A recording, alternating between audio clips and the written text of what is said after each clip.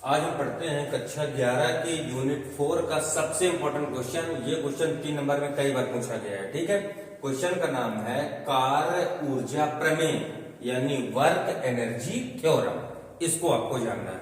ठीक है, तो कार्य ऊर्जा प्रमेय को एक्सप्लेन करने के लिए आपको एक वस्तु लेना है। जैसे बेटा अपन एक ये वस्तु ले लिए, ठीक है, ये वस्तु हो गई। इस वस्तु पर आपको क्या आरोपित करना है? बल। क्या लगाना है? बल। और इस वस्तु पर जैसे हम बल लगाएंगे तो यह बल क्या करेगा? कार्य। ठीक है, तो क्या लिखोगे? किसी वस्तु पर आरोपित बल द्वारा किया गया कार्य।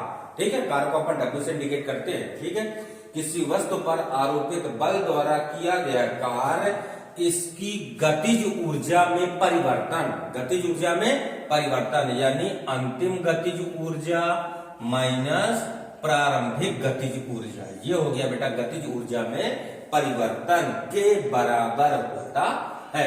ये है आपका कार्य ऊर्जा प्रमेय। कथन क्लियर? एक बार फिर रिपीट करते हैं।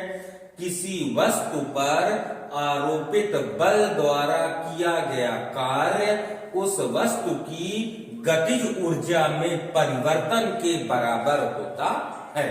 इसे बोलते बेटा अपन कार्य ऊर्जा प्रमेय यानी वर्क एनर्जी थ्योरम। ठीक है, चलिए अब इसको एक्सप्लेन करते हैं। वेरी सिंपल तरीका है बेटा।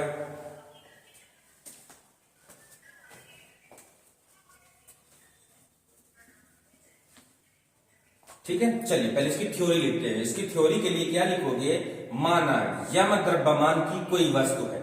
ठीक है, ध्यान दीजिएगा। माना यम द्रव्यमान की कोई वस्तु है जो प्रारंभिक वेग u से गतिमान है। अभी चल रही है केवल आराम से। ठीक है, माना यम द्रव्यमान की कोई वस्तु है जो प्रारंभिक वेग u से गतिमान है।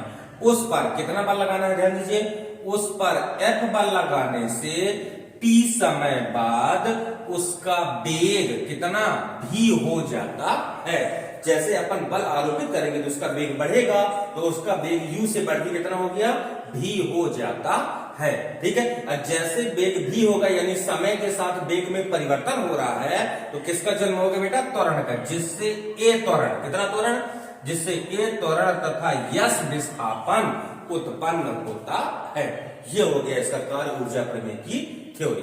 क्लियर? एक बार फिर रिपीट करते हैं, ध्यान दीजिए। माना यम द्रव्यमान की कोई वस्तु है जो प्रारंभिक वेग u से गतिमान है।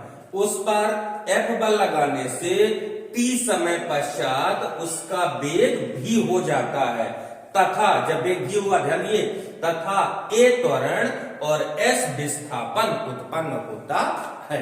राइट, सबसे पहले आपको क्या लिखना है? वस्तु द्वारा किया गया कार्य W बराबर, कार्य बराबर क्या होता है बेटा? बल गुणे विस्थापन। तो बल कितना है? F, विस्थापन कितना है? S। तो किया गया कार्य W बराबर कितना आ जाएगा? F गुणे S। ठीक, अब न्यूटन के द्वितीय नियम का इस्तेमाल करिए।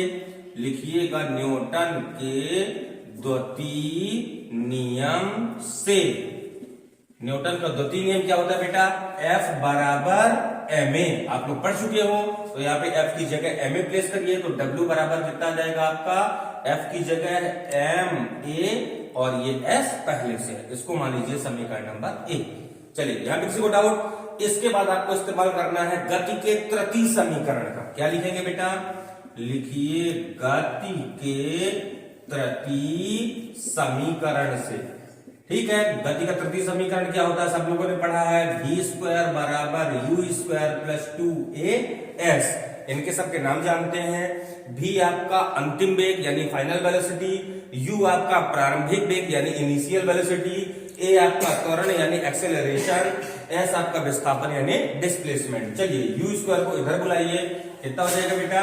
v square minus u square equal to as। अब 2 को भी इधर लाइए, तो v square minus u square upon 2 equal as आ जाएगा। इस as के मान को आपको कहां प्लेस करना है? समीकरण 1 में। लिखेंगे यहाँ पे समीकरण 1 से। क्या लिखोगे बेटा? समीकरण 1 से। समीकरण 1 में as की वैल्यू प्लेस करना है। जैसे as का मान भरेंगे तो W बराबर कितना जाएगा? m, और as का मान कितना है वहां पे ध्यान दीजिए, v square minus u square upon 2।